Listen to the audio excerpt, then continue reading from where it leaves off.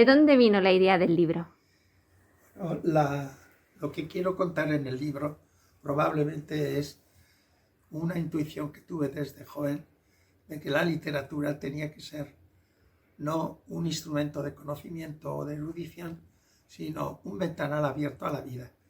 Esto me vino de siempre y entonces ahora con la pandemia lo había expresado en 1000 artículos que tengo recogidos, esta idea, y lo había trabajado con textos concretos.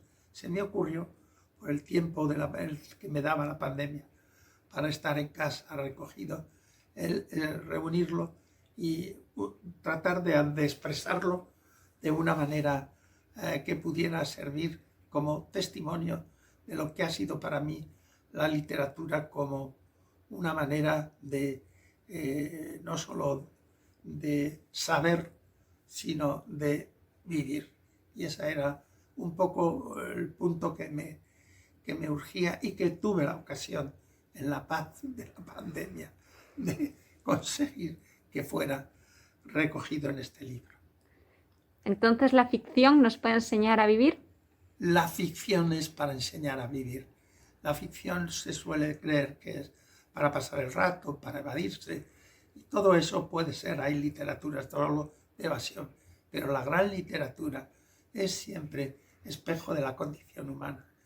Es un algo que se vive en fantasía, pero que al final me puede a mí corregir y me puede adelantar a aquellos acontecimientos que casi de una manera semejante me ha de tocar vivir. Por eso, para mí la literatura, la ficción, tanto toda ella, cuando es profunda, cuando no es un juego formal, sino un intento de acercarse a ver el misterio del ser humano, es una manera de aprender a vivir, una manera de pasar de una mirada que le enseña al profesor al alumno para que pueda aprender a vivir. Y esta es una de las claves que tiene este libro. No es erudición, sino vida, vida, vida.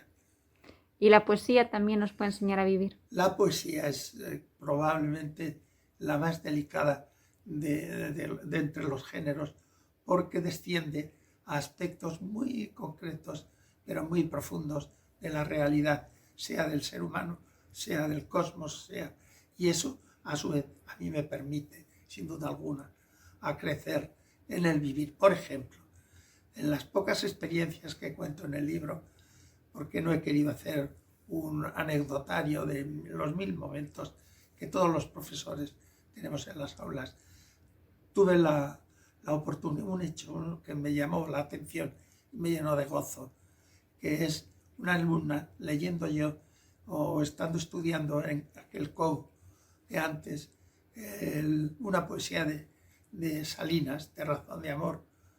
De pronto vi que estaba llorando una alumna.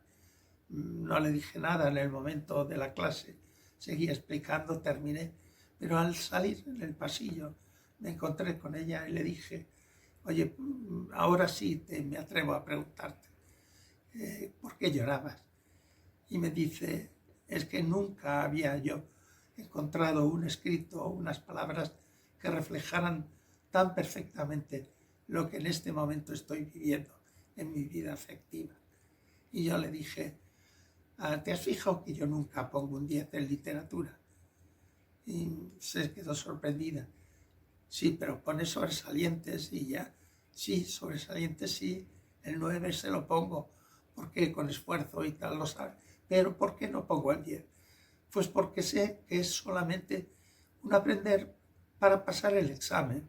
Dentro de 4 días ni se acordará de aquello que le ha permitido ser tan brillante. Pero en cambio, lo que tú no has de olvidar nunca es la experiencia de hoy.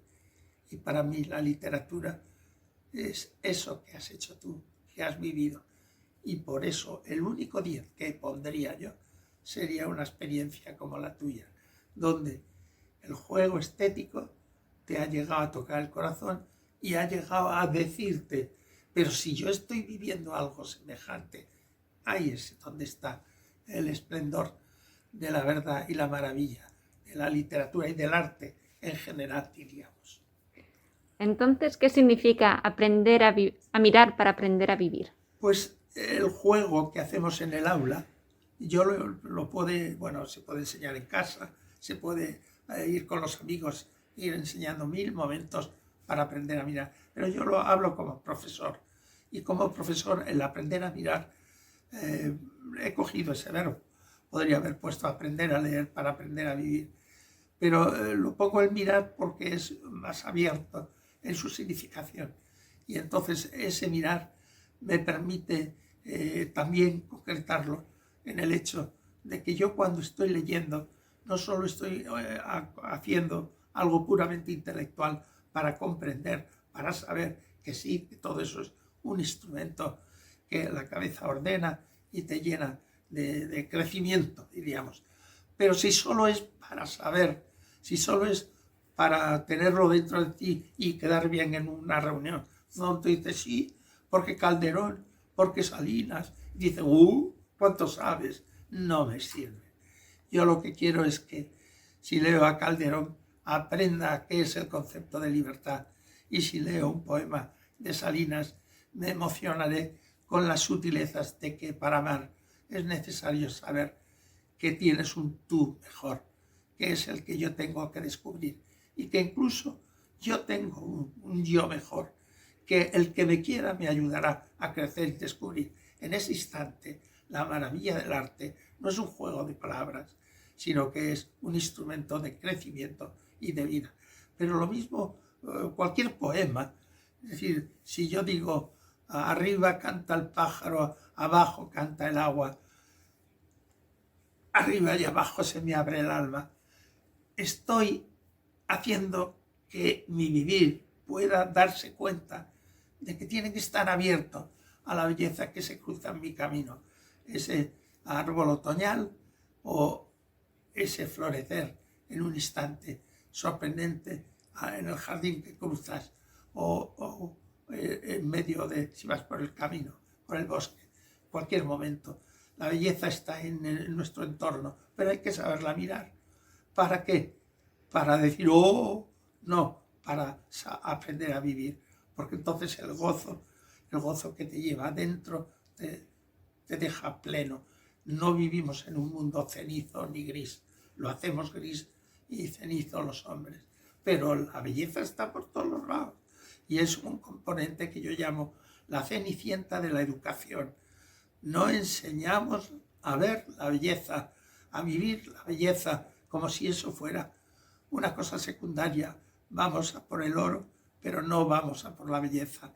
Y entonces perdemos una de las grandes facetas de lo que es la armonía del ser humano.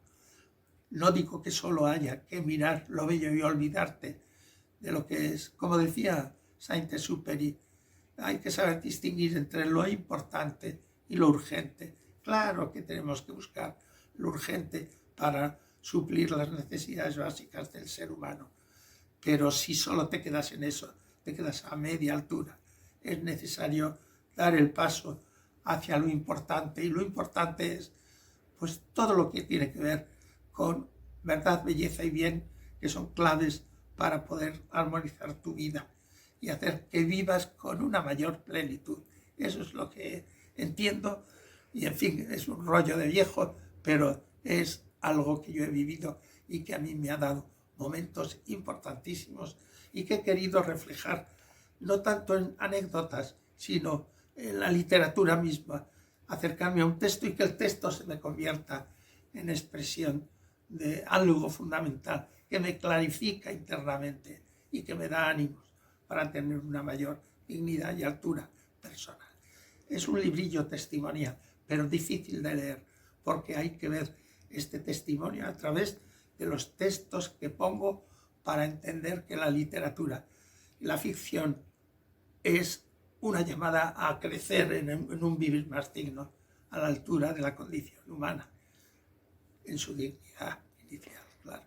¿Y qué obras de literatura podrías recomendar a nuestros jóvenes que les ayudaran un poco a descubrir esa profundidad en el vivir? ¡Buah, madre mía! Es que casi te diría que todas, porque en todas hay siempre páginas sublimes. Es decir, yo tengo una tendencia a las grandes obras clásicas. A mí me ha hecho un bien enorme la literatura, pues desde la Ilíada a la Odisea. Es verdad que la Odisea la he trabajado mucho más porque me parecía que para el orden de la escuela o del centro, cuando he tenido ocasión, pues era una obra que podía enseñar a vivir de una manera prodigiosa. Ahí lo recojo en el libro. Pero luego están otras obras que parecen más difíciles, pero que tienen una actualidad enorme. A mí, por ejemplo, recomendaría que se estudiara con finura el retrato de Dorian Gray. ¿Por qué? Pues porque el juego contemporáneo probablemente es olvidarnos del alma y de creer que podemos conseguir la eterna juventud y creer que todo es válido, y luego al final del proceso, porque somos tiempo, un paréntesis, como diría Valverde, un paréntesis en el tiempo, en el tiempo universal, nos dan un paréntesis de entrada y salida, como en el gran teatro del mundo. Y entonces, ¿qué ocurre? Que te encuentras como Dorian Gray, cuando descubre que su retrato se ha llenado de perversión, aunque él parece que permanece eternamente joven, sin duda alguna. Pero mis obras, mi obra celestial, mi obra magna es el Quijote. No sé vivir sin el Quijote. Probablemente es la obra que más me ha enseñado a mí a aprender a mirar para aprender a vivir. Y luego te diría las grandes obras de nuestros clásicos, es decir, en mi alma más profunda. Y yo soy un entusiasta de San Juan de la Cruz, de su prosa también, no solo de sus versos, y de Santa Teresa. Es otra clave que me ha enseñado a vivir. Pero diría que obras así a contrapié, pues por ejemplo, dices, ¿me puede decir algo? Yo que sé, las obras románticas nuestras, que aunque no tengan la grandeza de las obras clásicas de otros pueblos románticos europeos, pues tienen un gran sentido. A mí, por ejemplo, don Juan Tenorio me sorprendió porque tiene como clave un ideal que me parece fundamental, y no es tanto don Juan el mujeriego que está movido por la lujuria a satisfacer su pasión. No, ahí tiene otras claves. Parece que lo que quiere es vencer a la hembra, no a la mujer. A la hembra poderosa, cuanto más vigorosa y más corporalmente parezca poderosa, es un reto para él conquistarla y dominar. ¿Por qué? Pues porque al final a un hombre así, sorprendentemente, donde va a encontrar el amor no va a ser en esa mujer poderosa, brillante, espectacular en sus formas, sino en la mujer delicada, casi virtuosa. Es doña Inés.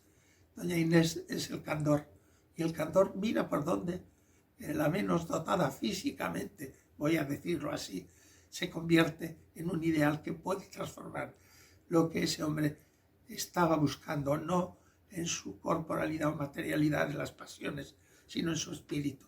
Y por eso lo único que puede vencer a un corazón así atormentado y desesperado es el amor, pero un amor que te lleva al encuentro con la virtud. Es lo único que le puede salvar. A mí esa idea me parece genial, porque es algo que veo en este mundo nuestro como una necesidad, un amor sincero, un amor verdadero, un amor candoroso, aunque sea expresado en el mito y la exageración y las formas de un mundo romántico, puede llegar a decirte grandes verdades si se sabe leer. En toda obra encuentro siempre maravillas para leer. Soy un entusiasta de Machado, a don Antonio, pero soy un entusiasta de Juan Ramón Jiménez, que es el maestro más profundo de la poesía del siglo XX y el que probablemente más hondura puso en sus obras, en los grandes anhelos del ser humano, que es encontrarse con la verdad, con la belleza, con la plenitud, con todo aquello que calme no solo la necesidad sensitiva del ser humano, sino las nostalgias interiores que todos tenemos de infinito. Todo esto lo he querido reflejar a mi modo en los textos que he comentado.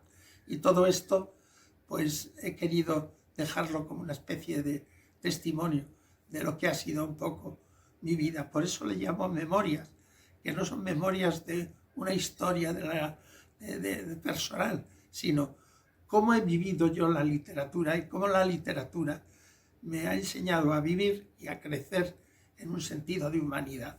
Y esto es lo que he querido reflejar en esta obra.